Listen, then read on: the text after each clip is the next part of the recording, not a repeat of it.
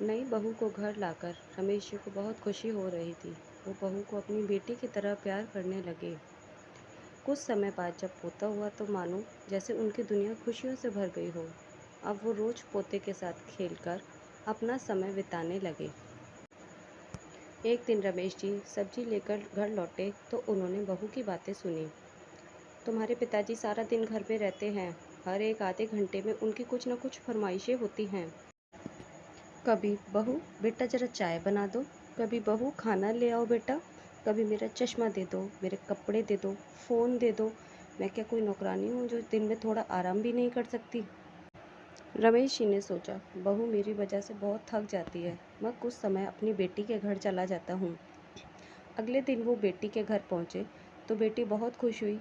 अभी उन्हें रुके 15 दिन ही बीते थे कि उनकी नातिन अपना छोटा सा बैग लेकर उनके पास आई और बोली, नानू आपको जितने पैसे चाहिए इस बैग में से ले लो। रमेश जी मुस्कुराए और बोले, मैं तुम्हारे बैग से पैसे क्यों लूँ?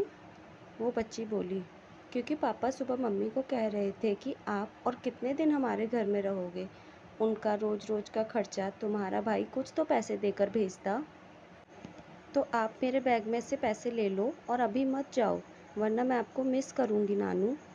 शाम को रमेश जी ने दामाद और बेटी से कहा, मैं सुबह चला जाऊंगा, तुम्हारे भाई भाभी इंतज़ार कर रहे हैं।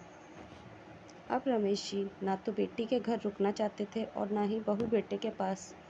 पर इस बुढ़ापे में वो बेचारे जाते भी कहाँ। बस लौट आए अपने बेटे के पास, उस घर में जिसे कई साल मेहनत करके उन्होंने बनाया। फिर मेहनत करके बेटे बेटी को पढ़ाया, मेहनत करके बच्चों की शादी की, मेहनत करके बेटे का परिवार बनाया, बेटी के लिए दामाद को सब कुछ दिया। पर आज बुढ़ापे में बहू को मेरे लिए चाय और खाना बनाना बोझ लगता है। बेटी और दामाद भी मुझे इस बुढ़ापे में 15 दिन नहीं रख पाए